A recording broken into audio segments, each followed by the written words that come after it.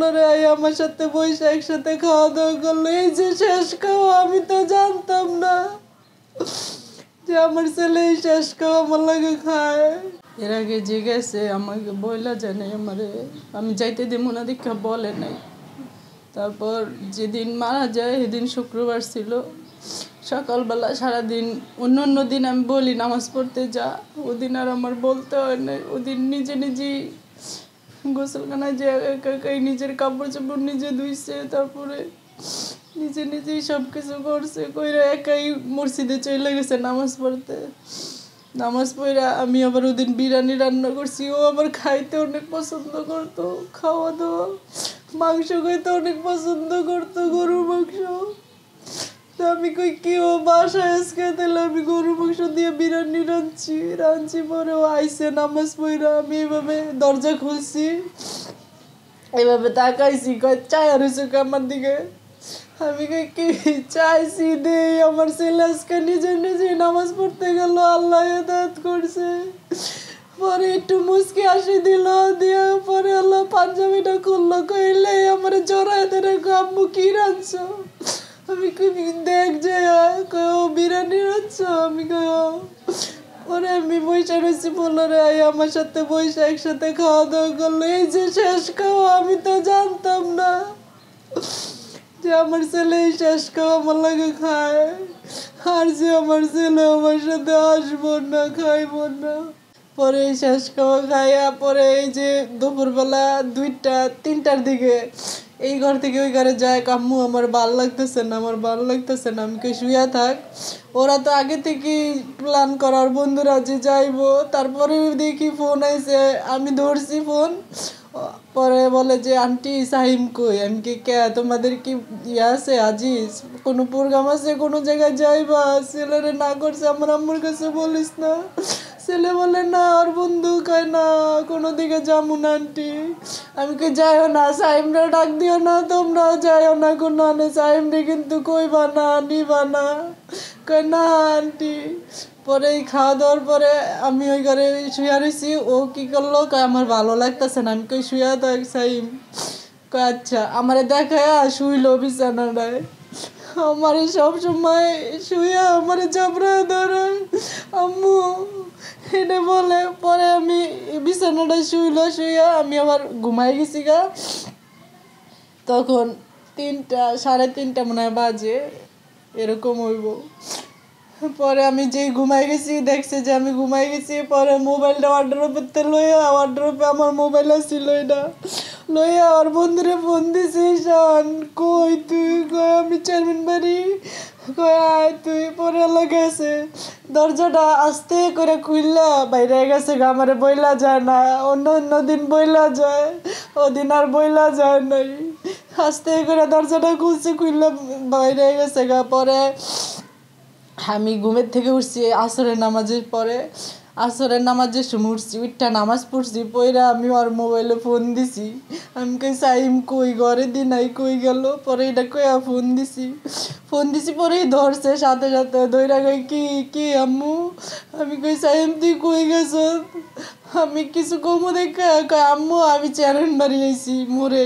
আমি কি অনেক গেছত কা, তোর না করলাম যাইতে, তুই তারপরও গেলি কি লিগা? এমনি আইসি, যাইয়া পড়তাছি। আমি কি তাড়াতাড়ি বাসায়, তুই ওদিক গেছত কে? তোরে না করলাম, তুই তারপরও বাইরে এলি কে? এদিক দিয়ে ওরা সব বন্ধুরা আইতাছে, হইছে এগুলো আমি শুনবো দেখা তাড়াহুড়া করে ফোন রাখা দিল, কয় রাহো আমি আইতাছি, এই যে এখনই আইতাছি। আমার পুতে যে হারাইব না, আমি তোর জানতাম না যে হারাইব না, আর যে আমার লগে কথা কইব না, আমি জানতাম না এই শেষ কথা আমার লগে। পরে আর কথা কই নাই। পরে আমি নামাজ পড়ছি, মাগরিবের আজান দিয়ে দিছি, মাগরিবেরও নামাজ পড়ছি। তারপরে আমি দেখি আমার ভাল লাগে না, আমার অস্থির লাগে, আমার কেমন জানি লাগতেছে। পরে এরকম ফ্ল্যাটে নাইমা আমি নিচে যেয়ে হাঁটতাছি খালি। পরে এশারের আজান দিছে, ওই টাইমে আজান দিছে, আর ওই টাইমে আমার একটা মোবাইলে ফোন আইছে।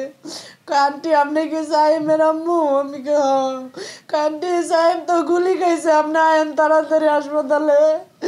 আমি একটা চিৎকার মারছি, কই আমার পুতে গুলি গেছে, কোনা নেই, কই গেছিল, কার লগে তোমরা লয়ে গেছিল আমার পুতের, আমি যে না করলাম, তারপরে নীলা খেললে গা, তারপরে আন্টি আপনার, আমি দৌড়ে গেছি, যাইয়া দেই আমার পুতে এইভাবে শুয়া রয়েছে, সাদা কাপড় দিয়ে ডাইকা ধুইছে, আমি খুঁজি, আমি কই সাইম কই, কই ও যে ডাইকা রাখছে আমি তো জানি না, আমি কই সাইম কই, তারপরে আমি কাপড় উঠে আমি একটা টান মারছি, আমার মতো হইয়া রয়েছে, তো ডাকি সাইম তুই উঠ উঠ, উঠে না, কোনো খবর নাই, কোনো কথা কয় না, কিচ্ছু না, নাক দিয়ে মুখ দিয়ে কান দিয়া দুনিয়ার রক্ত পড়তেছে, পিঠে দিয়া দুনিয়ার রক্ত পড়তেছে, রক্তে পুরা হাসপাতাল বইরা গেছে গা, আমি রক্তের উপরে আমার পুরা শরীর ভিজে গেছে রক্ত দিয়ার, আর কোনো কথা কয় না, এত ডাকলাম, ডাক্তারে ডাকলাম যে ডাক্তার একটু দেন আমার পোলার কি হয়েছে, একটু অক্সিজেন লাগান, দেন আমার পোলার কিছু হয় নাই, আমি পাগলের মতো ছোটাছুটি করলাম, কেউ আইলো না, কোনো ডাক্তার কিছু কইলো না, তারপরে আমারে বললো ডাক্তারে সবাই যে এনতে নিয়ে যান গা, আপনার পোলারে নিয়ে যান, তাড়াতাড়ি নিয়ে যান, যদি না নিয়ে যান পুলিশের ভয় আছে, যদি যান আপনার পোলায় গুলি খাইছে, পুলিশের গুলি আন্দোলনে যা, তাহলে আপনার পোলার লাশই পাবেন না, এখান থেকে সরাইলাম। তারপরে আমি এই নিয়ে এই জায়গায় আমার নানির বাড়ি কেরানীগঞ্জ আবদুল্লাপুর, ওদিকে তো পুলিশের ভয় আমি রাখতে পারি নাই, তারপরে এই পুলিশের ভয়ে আমি এই কেরানীগঞ্জ এইখানে আনছি আবদুল্লাপুর, এই জায়গায় আনার পরে রাত্রে 3টা বাজে আমার ছেলেরে মাটি দিলাম, এই রসুলপুর কবরস্থানে 3টা বাজে নিয়ে মাটি দিছে, এইখানেও তো অনেক পুলিশের ভয় আছিল, অনেক কিছুই আছিল, আমার পুতে যে আর আসবো না আমি তো জানতাম না, ওর খাবার অনেক পছন্দ ছিল, ওর জামা কাপড়ে এখনো সুন্দর করে সাজাইয়া রয়েছে, বলছিল যে আম্মু আমি একজোড়া জুতা কিনা দাও, আমি লইয়া গেছিলাম, জুতা দেখা বললাম আমার পুতের জুতা লাগে না পায়ে, 3টা মার্কেট ঘুরলাম, একটাও পাইলাম না, আমার পুতে কি লম্বা কি উঁচা, একটা জুতা লাগলো না, আমি কি জানছি যে আর আইব না, আর আমার পুতে কি না হইব না, আর পিনতে পারবো না,